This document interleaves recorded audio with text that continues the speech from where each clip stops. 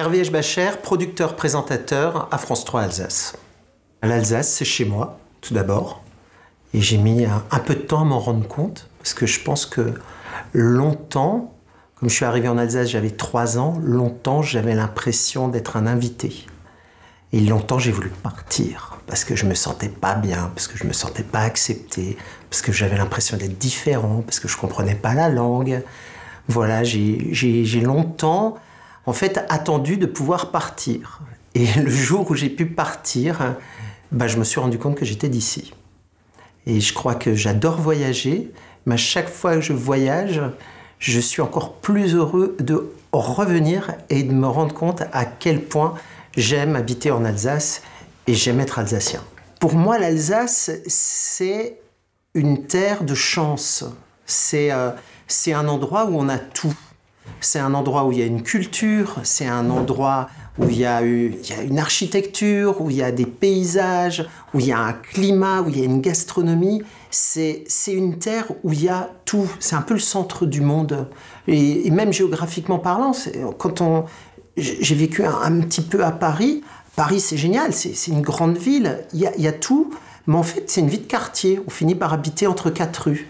Et quand on habite en Alsace, on va voir plein d'autres trucs. On va en Allemagne, on va en Suisse. En fait, en 1 heure, on met très peu de temps pour découvrir totalement autre chose. Là où Paris, en 1 heure, on fait quoi? On va dans un autre arrondissement, au mieux, voir la même chose que ce qu'il y avait à côté de chez nous. Et l'Alsace, c'est ça. L'Alsace, pour moi, c'est un peu le centre du monde. L'alsacien, pour moi, une langue, c'est déjà quand on a quelque chose à dire. Voilà. Moi, je suis prêt à écouter toutes les langues si les gens ont quelque chose d'intéressant à dire. Je suis prêt à faire un effort à comprendre, à parler une langue si les gens ont quelque chose à dire d'intéressant en face. Je pense qu'il ne faut pas confondre la langue et les propos. Et parfois, je suis un peu perturbé par des gens qui perdent beaucoup de temps à nous dire qu'il faut parler avec tel accent, avec tel vocabulaire, que celui-là, il ne parle pas bien l'alsacien, qu'il ne parle pas le vrai alsacien. Mais jamais on me dit, il a dit des choses intéressantes. Et je trouve que souvent, la forme, on est dans un monde où tout est comme ça, c'est un monde de forme. Souvent, la forme a pris l'avantage sur le fond. Et parler une langue, c'est bien. Moi, j'aime bien entendre parler l'alsacien. Je fais même des efforts pour mettre des mots d'alsacien, alors que je ne le parlais pas à la base. J'ai mis ma fille dans une école où on parle alsacien et où on ne parle pas du tout le français. Voilà, donc je trouve que c'est intéressant. Je trouve ça très très bien, ça me manque. Quand je suis à l'autre bout du monde et que j'entends quelqu'un avec un accent qui ressemble à l'alsacien, je suis fier, j'ai envie d'aller parler avec lui. Mais tout ça, une fois de plus, c'est si on a quelque chose d'intéressant à dire. Une langue, c'est bien, mais il faut avoir des choses à dire. Et quand on parle une langue, moi j'habite en région frontalière près de Bâle, on parlait l'alsacien pour aller travailler en Suisse. On avait besoin, c'était un moyen de communication. On ne parlait pas l'alsacien pour parler l'alsacien. On n'a jamais parlé une langue, c'est très rare de parler une langue parce qu'elle est belle, parce qu'elle est riche, parce que, ok, intellectuellement, ça fait bien, quand on habite au Brésil, de parler le français, parce qu'on dit que c'est les gens intelligents et riches qui parlent le français, de dire que le français est une langue internationale de droit. Voilà. Tout ça, c'est bien. Mais c'est un truc qui est tout petit, et puis ça ne fait pas vivre une langue. D'ailleurs, dans les institutions internationales, on parle de moins en moins le français, malgré sa richesse. Je pense que pour l'alsacien, c'est pareil. On a peut-être oublié qu'il fallait dire des choses, même avec des fautes, même avec un accent différent, voilà. Et cette langue me plaît quand on a des choses intéressantes à dire, et souvent c'est l'humour. Les blagues alsaciennes me font rire, ou quand les gens parlent en alsacien, parce qu'ils ont... c'est plus imagé, c'est plus truculent, c'est voilà. Ça me plaît beaucoup, ça m'intéresse, ça éveille ma curiosité. Si on parle alsacien pour se taper dessus et pour parler de choses politiquement stériles, là, ça me donne pas envie de parler l'alsacien, ni de le comprendre, ni de l'écouter. Et je trouve que l'alsacien, cela de bien, c'est que c'est une langue qui nous est propre, mais en même temps, c'est une langue qui est mixée avec tout un tas d'autres langues. Donc on arrive à en comprendre plein d'autres. Et je me disais que avec l'alsacien, c'est un peu...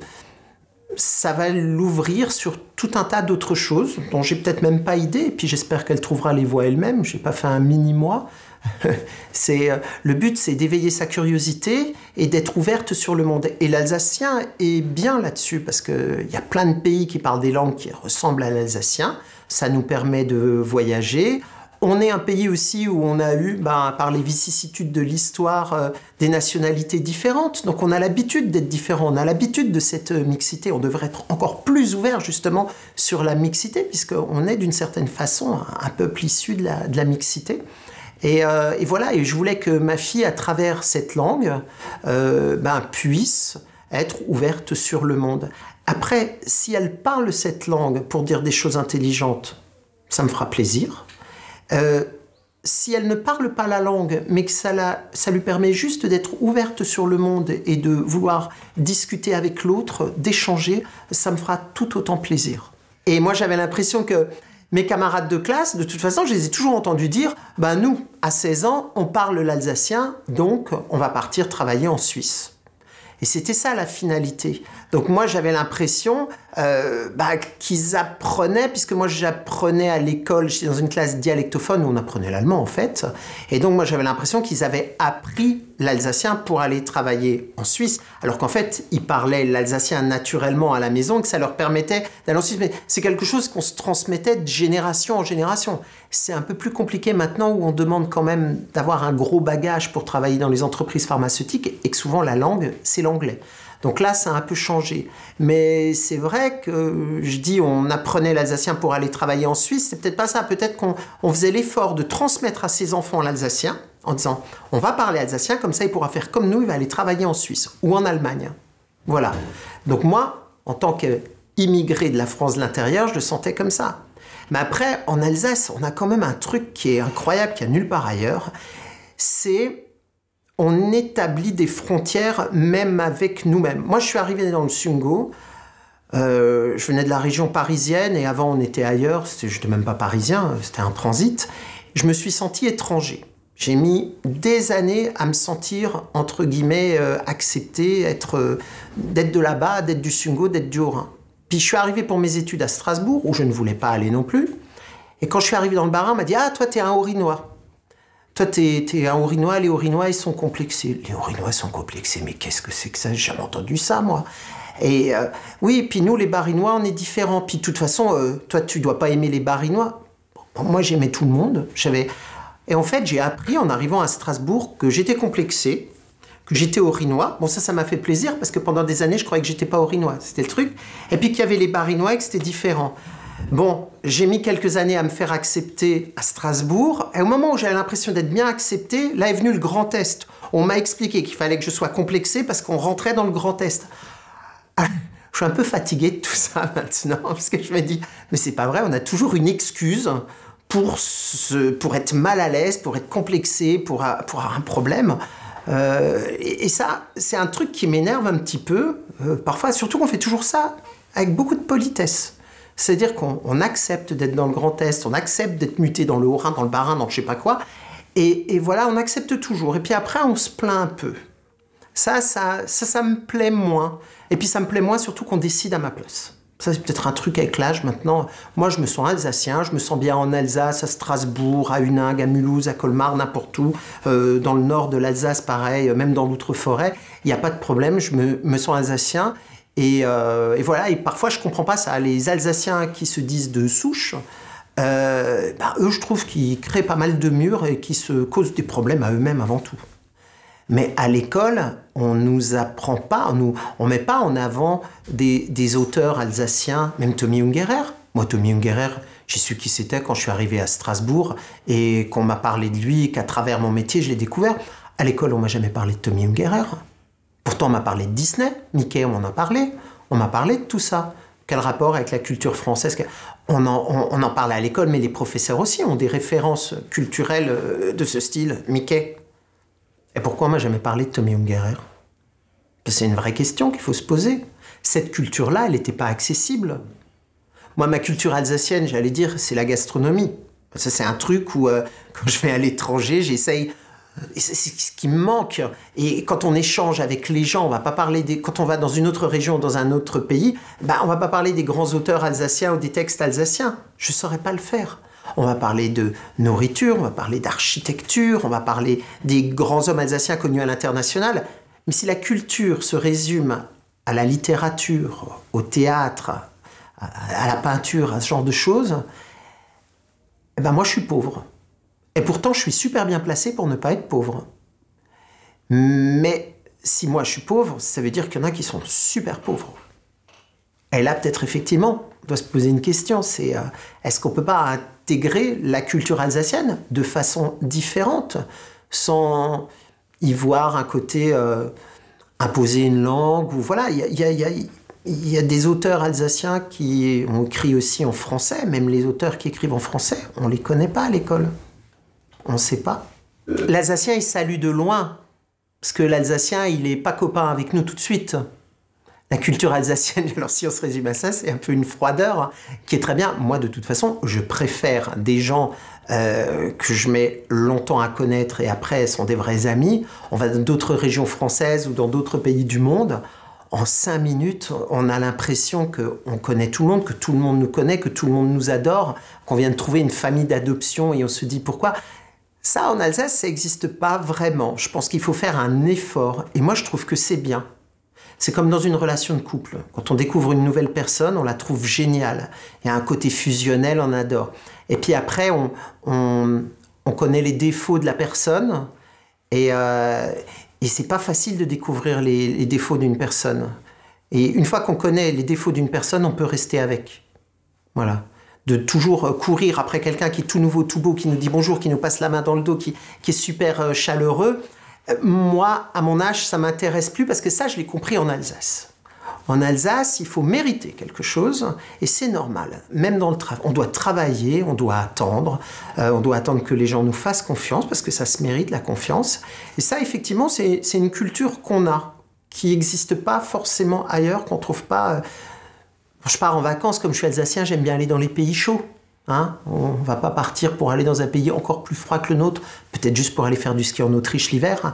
Mais voilà, donc on va dans les pays chauds. Et c'est vrai que dans les pays chauds, soudain, waouh, on se dit, mais ils sont chaleureux, ils nous aiment, ils nous tapent dans le dos, ils nous payent des coups à boire, ils sont machin. On a hâte d'y retourner l'année suivante. Puis l'année suivante, en fait, ils ne nous connaissent plus. Puis après, ah oui, c'est vrai, on s'est... En Alsace, c'est tout l'inverse. En Alsace, il faut venir plusieurs années en vacances. Hein, au début, on ne nous parle presque pas. Mais par contre, le service est toujours là. Parce on est honnête quand même, on va pas voler les gens.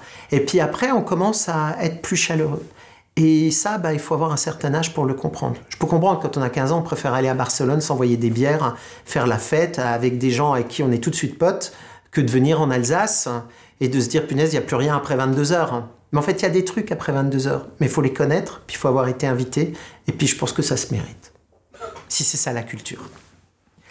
En Alsace, on a vraiment, vraiment tout. On a vraiment tout au niveau de la géographie, c'est-à-dire qu'on a la montagne, on a la plaine, on a les grosses chaleurs en été, on a un hiver très froid, et on a tout, on a même l'eau, et ça m'a marqué. Je suis allé cet été dans le Luberon, où il faisait très très chaud, où c'était magnifique. Et je suis tombé sur un Alsacien qui vit là-bas, et je dis, ah, quelle chance vous avez de vivre ici, c'est magnifique, il fait beau, il y a les piscines, il y a les belles pierres, ça me faisait penser à la route des vins, c'est une région que je ne connaissais pas. Et vraiment, j'ai adoré, je me suis dit, il me dit, ouais, mais ici, on ne peut pas se baigner. Je lui dis, comment ça, on ne peut pas se baigner? Le Luberon, vous êtes dans le sud, il fait chaud. Il dit, non, parce que les rivières, elles viennent de la montagne, donc l'eau est gelée, et en fait, les gens ont quelques piscines, mais il n'y a pas de plan d'eau pour se baigner. Je dis, ah bon, mais c'est étonnant, parce que nous, en Alsace, il me dit, en Alsace, vous avez les gravières. Et c'est vrai, c'est foutu gravières.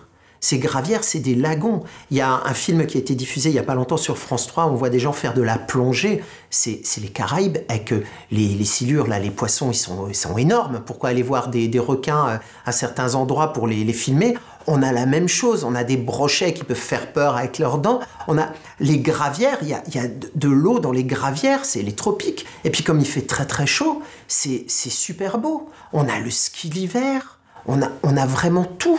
On a les rivières, on a les plans d'eau, on a une terre qui est très riche. C'est une région où on fait pousser du maïs, parce qu'on a la nappe phréatique, qu'on a les grosses chaleurs. Le maïs, il peut pousser de plusieurs dizaines de centimètres par jour. Et alors, on a des gens qui viennent en Alsace qui disent « Ah, vous n'êtes pas écolo, hein, vous faites pousser du maïs. » Oui, mais on a tout pour le maïs. Voilà, c'est une région où on peut tout faire.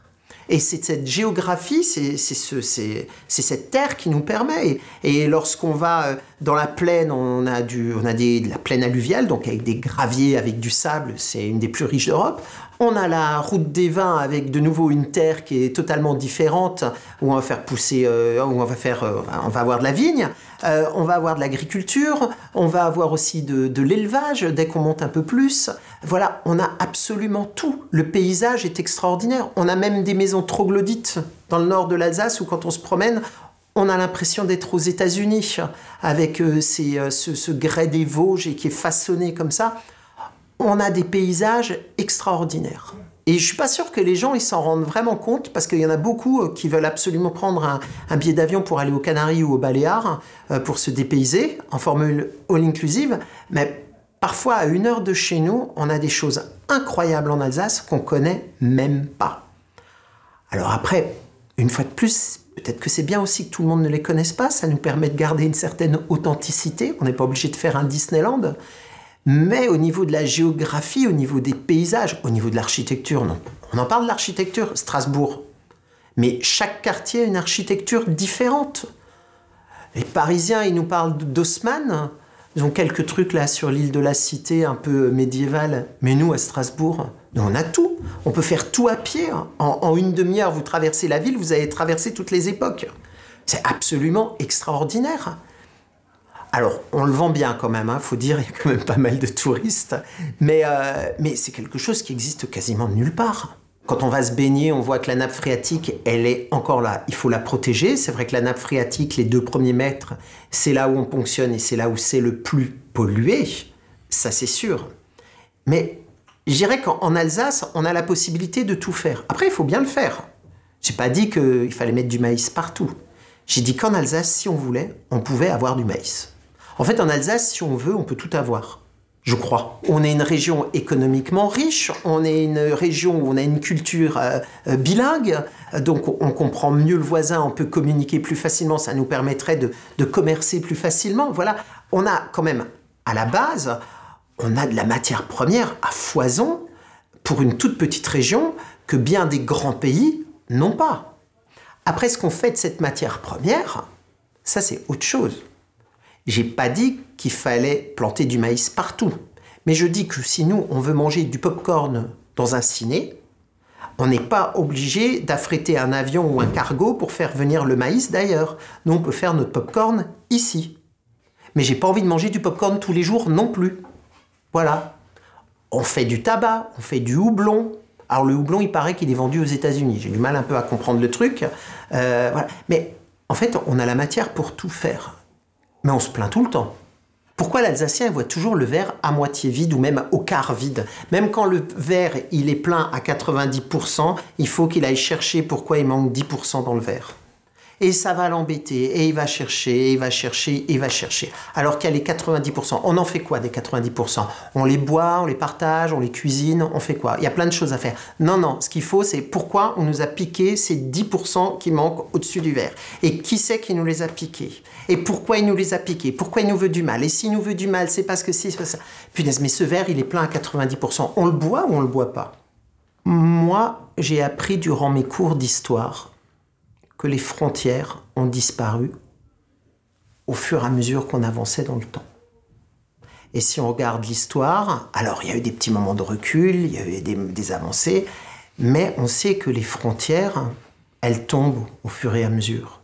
Parce que plus les moyens de communication sont développés, plus on a besoin d'aller voir les autres et d'aller loin. Alors peut-être que dans cette mouvance écologique qui nous dit qu'on n'a plus le droit de prendre l'avion quand on fait moins de tant de kilomètres, qu'on va taxer les choses, peut-être qu'on ne pourra plus voyager. Alors qu'on va se replier sur nous-mêmes et qu'on va rester entre nous. Je ne dis pas. Pendant un certain temps, jusqu'au moment où on inventera un avion qui consomme plus rien du tout, qui est totalement... et on voudra voyager. Et les frontières tomberont. Je pense que réduire une culture à un système administratif, c'est ridicule. Bien sûr, je suis comme tout le monde. Ça m'embête si on me dit que maintenant je dois aller chercher à Metz ou à Charleville-Mézières un papier dont j'ai besoin, ou une subvention, ou voilà, ou une info. Ça m'embête parce que c'est loin. Mais ça reste juste un millefeuille administratif.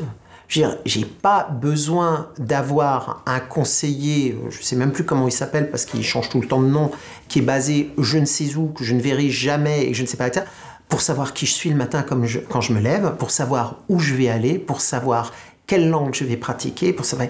J'ai pas besoin d'eux pour me le dire. J'ai besoin de personne pour ça. Je n'ai pas besoin d'avoir un marionnettiste qui me dise qui je suis.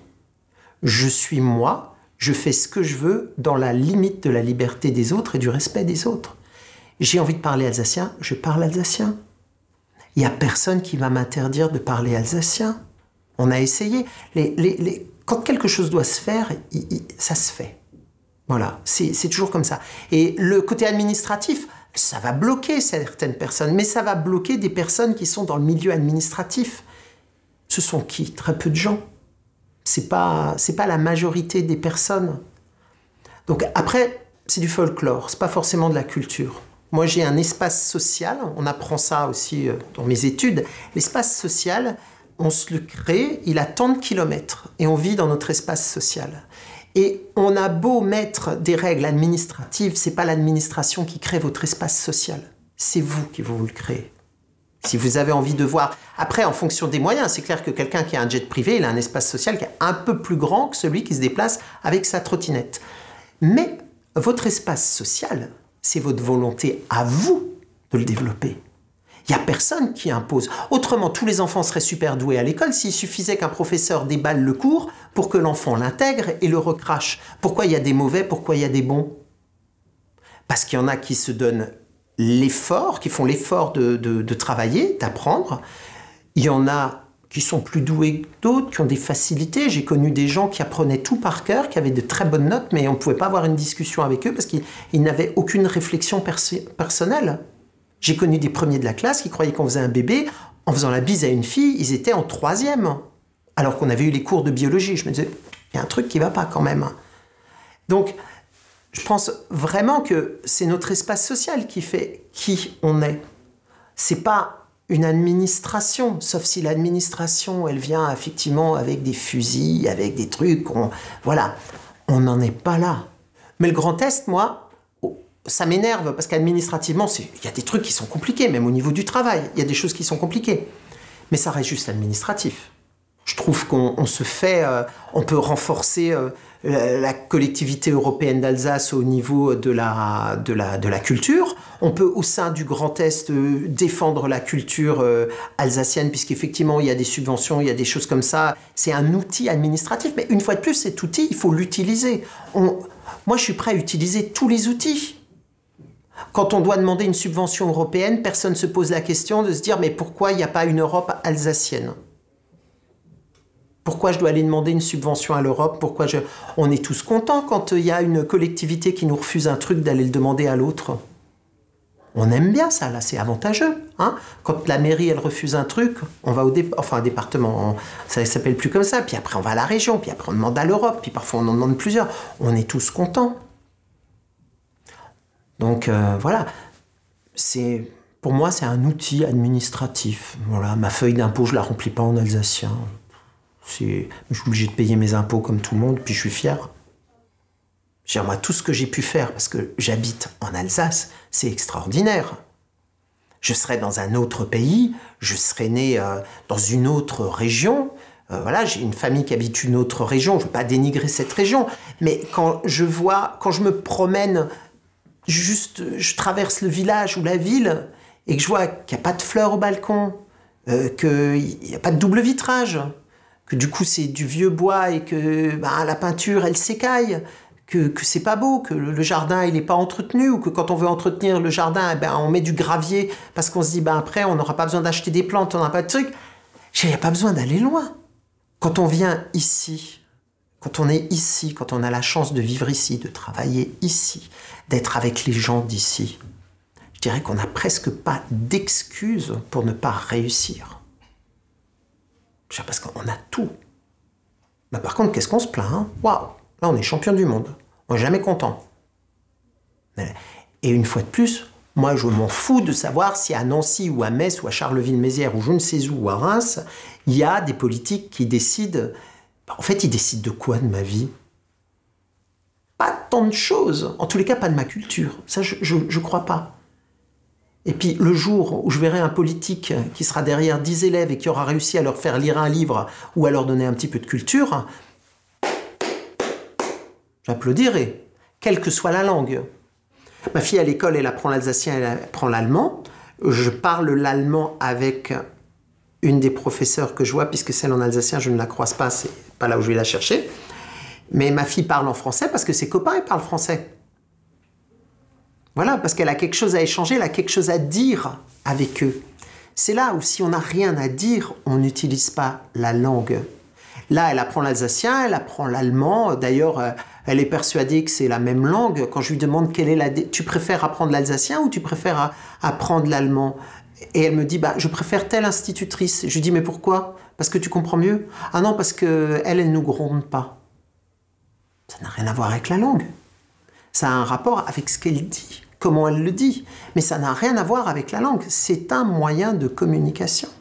Peut-être que si on avait déjà des choses à dire, des choses intéressantes, à susciter justement l'intérêt des jeunes ou à les obliger dans certains domaines, demain vous bloquez les téléphones portables et ils sont obligés de communiquer qu'en alsacien, ben moi je vous dis qu'au bout de 6 mois, ils savent tous le vocabulaire de base.